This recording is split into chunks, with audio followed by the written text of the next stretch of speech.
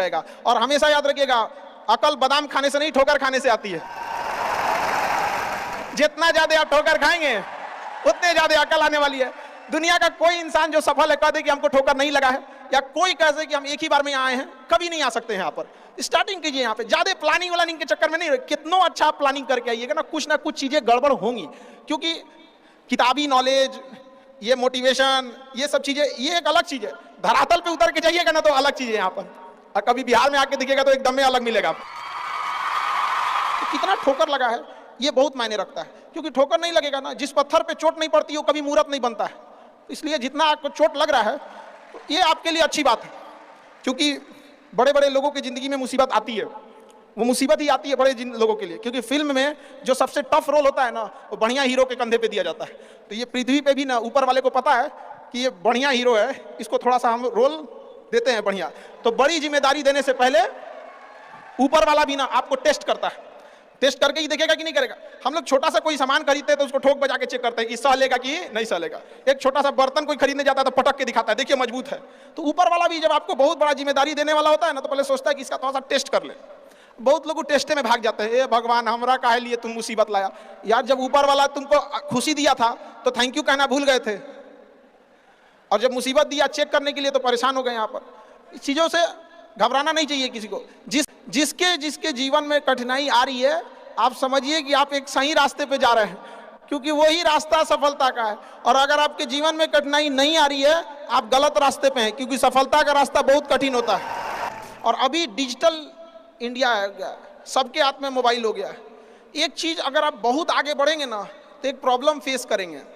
बिना मतलब लोग आपके ऊपर उंगलियां उठाने लगेंगे, बिना मतलब, जिनको कोई मतलब नहीं। आप देखिएगा तो मतलब अजीब लगेगा। इस सब चीज़ों से कभी मत घबराइएगा। ये कॉस्ट होगी, आपको चुकानी पड़ेगी जब आप बहुत आगे जाएंगे। तो आप लोग बहुत आगे जाएंगे तो पहले से माइंड मेकअप करके रखिएगा। कुछ लोग होंगे जो बिना मतलब आपसे सवाल पूछेंगे, इन लोग को कभी इंटरटेन मत कीजिएगा, क्योंकि अब भाषा थोड़ी हार्ड हो जाएगी, लेकिन एक हार्ड हो जाएगा तो हो जाएगा। ऐसा का नहीं कि कुत्तों की रेस में दौड़ने से घाटा यह है कि जीतने के बाद भी कुत्ता ही कहलाएगा आदमी, समझा।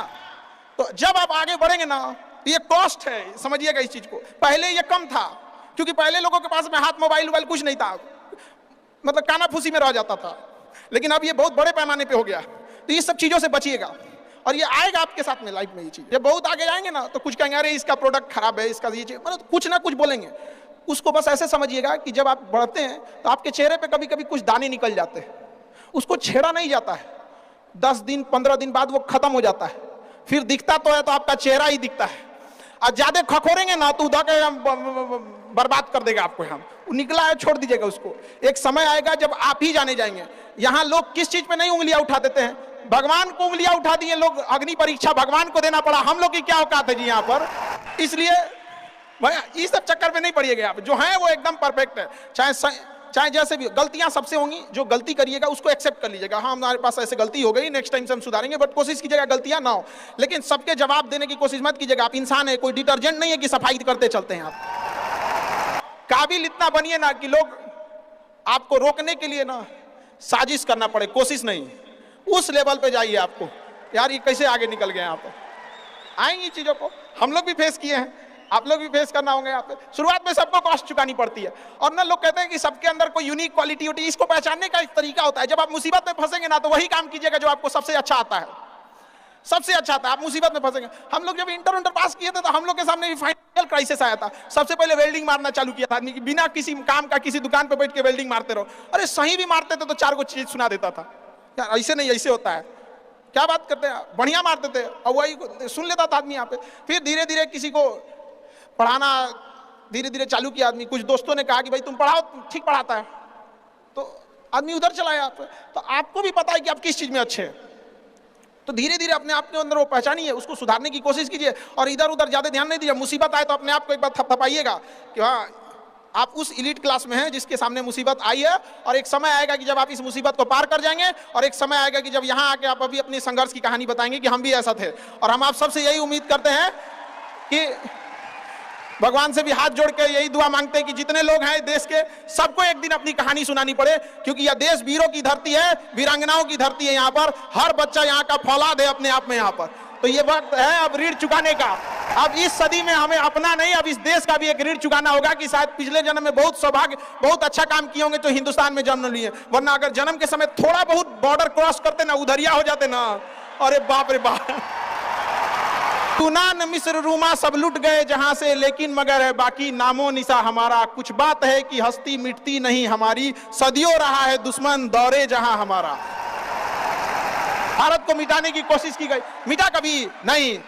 इसलिए याद रखिएगा, अपनी संस्कृति को नहीं भूलना है। और हमसे गौरवपूर्ण संस्कृति पूरे भारत, पूरे विश्व में किसकी है यहाँ पर, तो ये चीजों को थोड़ा सा आप लोग को ध्यान में रखना है और आपस में मिलजुल के एक देश वाली भावना लेके चलना है कि हम सबको मिलकर देश को अपना उस पुराना जो गौरव मिला था उसको वापस लौटाना है। और आप लोग आगे बढ़ेंगे, युवाओं में है, आप जिधर युवा चलते हैं उधर ही सब कुछ चल देता है। यहाँ पर तलवारों के साए पर इतिहास हमारा बनता है, जिस ओर जवानी चलती है उस ओर जमाना चलता है। भले जेब खाली हो, जेब में गांधी हो या ना हो, दिल में एक आंधी होनी चाहिए कि जो बोले हैं, जो ठाने हैं वो कर लेंगे यहाँ पर, और नहीं कर सकते हैं तो दुर्भाग्य है इस भारत की धरती पर जन्म लिया हुआ, एक व्यर्थ हो जाएगा यहाँ पर। तो एक कहानी लिखना है जो आगे जाके सबको सुनाना है, और हर उस घर में 2 किलो अलग से मिठाई जाएगी जिस घर से आवाज आई थी कि इससे नहीं हो सकता है, अलग से एकदम ले भैया ये तेरे लिए स्पेशल है। यहाँ पर एकदम तारीफ करने वालों की कमी हो जाए, जलने वालों की कमी नहीं होना चाहिए। एकदम मिसाल बनिए। आप सब लोग को, हमारा आप सब लोग को ढेर सारा शुभकामनाएं, दुआएं। आपके ठोकरें आएंगी, लगेंगी ठोकरें, उसी को ठोकर लगती है ना जो चलता है, जो सुतल है बेड पे ओकरा कौंची का ठोकर लगने वाला है। और ठोकर नहीं लगेगी तो नहीं आगे बढ़ सकते हैं। कामचोरों से तो इंडिया परेशान है, जो कुछ नहीं करता वो भी संडे को आराम करता है। अरे तोरे लिए कौंची का संडे यार।